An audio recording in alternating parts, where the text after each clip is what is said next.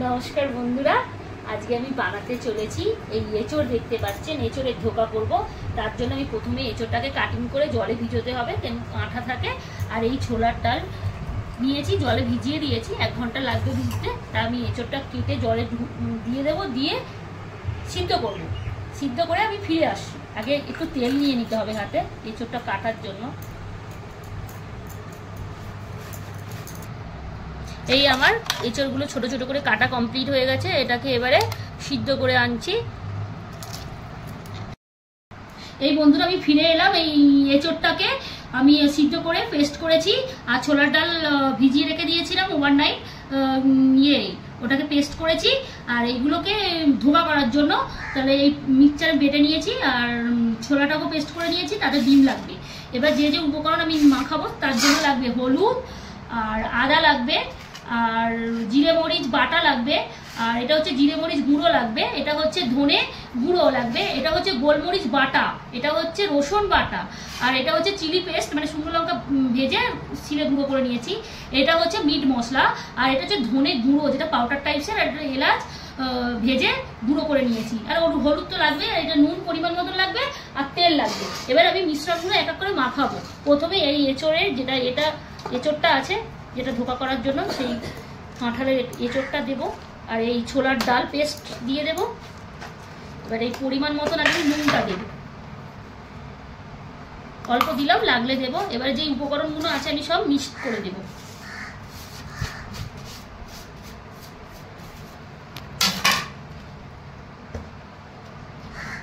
এবার এই সর্ষের তেল দেবো,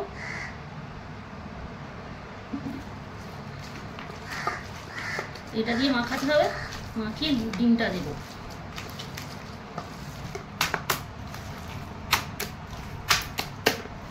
এবারে বেকিং পাউডার দেবো, আর একটুখানি কর্নফ্লাওয়ার দেবো, চামচ করে 2 চামচ দেবো।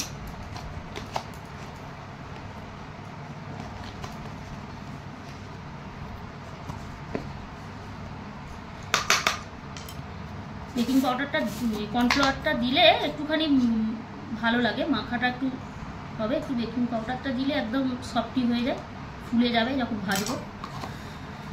এটা দিয়ে একটু মেখে নেবো। আমার এই ধোকার ব্যাটারটা পুরো রেডি হয়ে গেছে। এবার আমি ডিম ভেঙে দেব।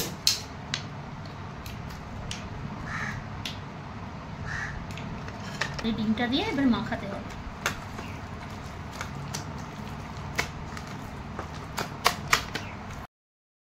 এই আমার মাখা কমপ্লিট হয়ে গেছে। ডিমগুলো দিয়ে অনেকক্ষণ ধরে মেখেছি। এবারে আমি ব্যাটারটা ঢেলে দেব।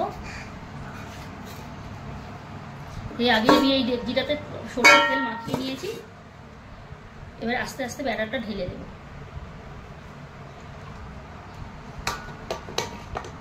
এবার এইগুলো ডেকচির চারিদিকে দিয়ে দেবো, প্লেন করে দেবো।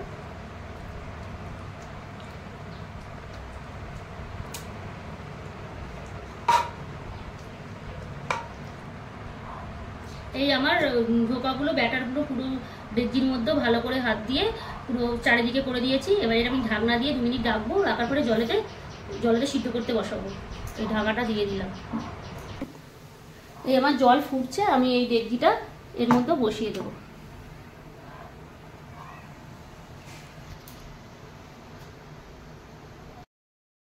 এই আমার 40 মিনিট হয়ে গেছে। এই যে ধোকার যে এটা এবারে ধোকাটা আমি এই ডেকচিতে বসিয়ে দিয়েছিলাম লো ফ্লেমে। 40 মিনিট হয়ে গেছে। আমার হাত দিচ্ছি, পুরো একদম সফটি হয়ে গেছে। এবার আমি এটাকে তুলে নেব, তুলে নিয়ে এবার কাটিং করব। বন্ধুরা আমার এই ধোকাটা মানে সিদ্ধ হয়ে কেটে নিয়েছি পিস পিস করে। এই দেখতেই পাচ্ছেন পুরো পিস হয়ে গেছে। আমি সিদ্ধ অবস্থায় এগুলো এবারে আমি ভাজবো। এই আমি ধোকার তরকারি রান্না করব, এঁচড়ের ধোকা। তার জন্য আমি আলু কেটে নিয়েছি, আলুগুলো ভাজবো, তারপরে আমি রান্নার পর্বে যাব।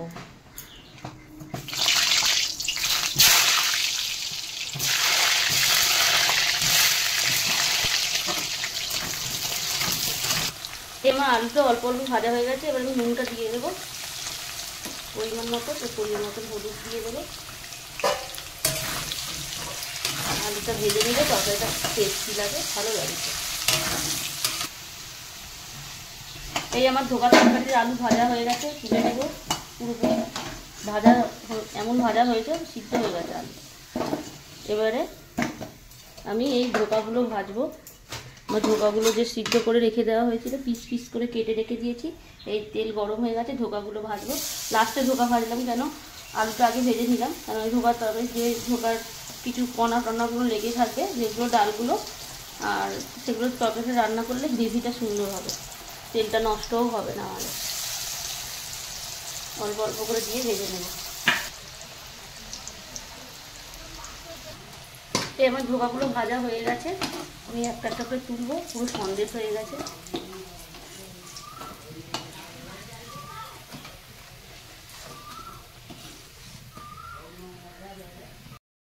এই আমার ধোকাগুলো ভাজা হয়ে গেছে পিস পিস করে কেটে, আর এগুলো এবারে রান্নার পর্বে যাব।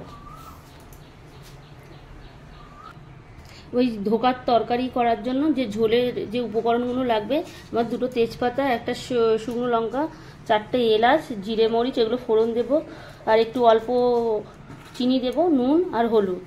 আর এখানের মধ্যে হচ্ছে রসুন, আদা, আর এটা হচ্ছে জিরে মরিচ, এটা গোলমরিচ মানে বাটা, এটা একটু গুঁড়ো লঙ্কা মানে শুকনো লঙ্কা বাটা আছে, আর এটা হচ্ছে পেঁয়াজের পেস্ট।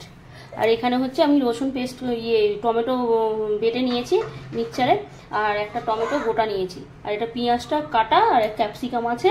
আর এবার গুঁড়ো উপকরণের মধ্যে আছে আমার জিরে মরিচ, ধনে, আর শুকনো লঙ্কা শুকনো ভাজা, এবার কাশ্মীরি লঙ্কা, মিট মশলা, এলাচ আর গোলমরিচ ভাজা। এবার আমি রান্নার পর্বে যাব, ফোড়নের পর্বে। আমার তেল গরম হয়ে গেছে, এবার আমি জিরেটা ফোড়ন দেবো, তার সঙ্গে এই 4টে এলাচ দিয়ে দেবো, এই তেজপাতা কেটে দেবো, আর এই অল্প একটুখানি শুকনো লঙ্কা এটা দিয়ে দেবো ফোড়নটা।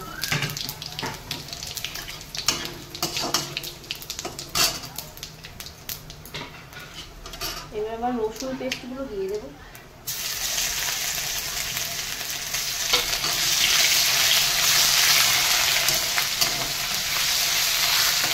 রসুনটা একটু ভেজে নিতে হয়, তেলটা খুব ভালো লাগে, তেলের সঙ্গে রসুনটা পাইটি করে দিয়ে একটু ফ্লেভার গন্ধ বেরোয়, তারপরে পেঁয়াজ দিতে হবে, তারপর তরকারিটা খেতে ভালো লাগে।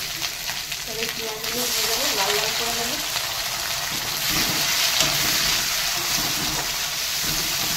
এই টমেটোগুলো দিয়ে দেবো, ক্যাপসিকাম,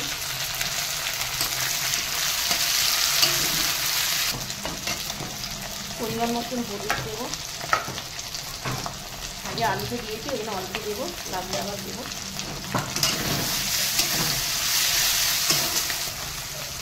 এই জিরে মরিচটা দেবো, এই পেঁয়াজ বাটাটা দেবো, একটু শুকনো লঙ্কা পেস্ট, আর একটু গোলমরিচ আছে, গোলমরিচটা দিয়ে দেবো।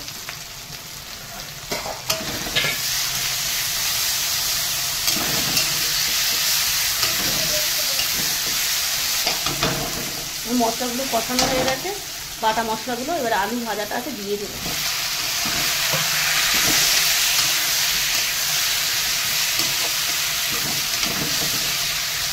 টমেটো বাটাটা পেস্ট আছে, পেস্টটা দিয়ে দেবো।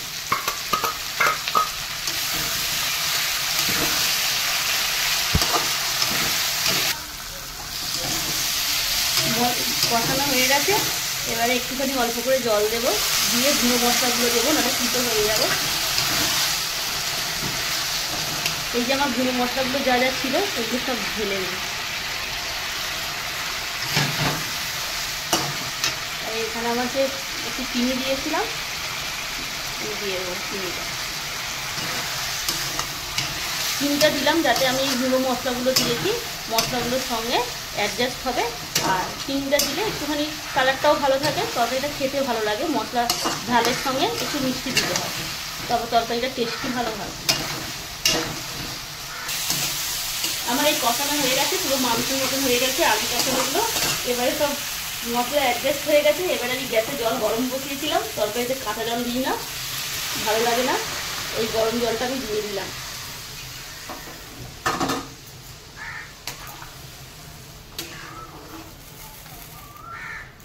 এবারে 2 মিনিট মতন ঢাকনা দিয়ে রেখে দেবো, কেন আমরা আলু সিদ্ধই হয়ে গেছে। তারপরে ধোকাগুলো দিয়ে দেবো। এবার আমি ঢাকনাটা খুলবো, দেখবো আলু সিদ্ধ হয়ে গেছে কিনা। আলুগুলো আমার গলে গেছে, সিদ্ধ হয়ে গেছে। আমি একটুখানি ঘি দেবো।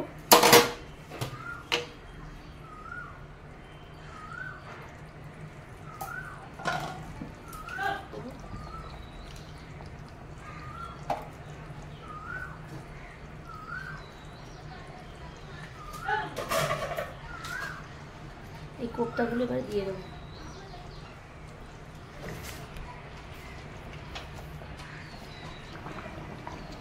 এবার কোপ্তাগুলো দেওয়া হয়ে গেল, একটুখানি নেড়ে ছেড়ে নামিয়ে দেবো।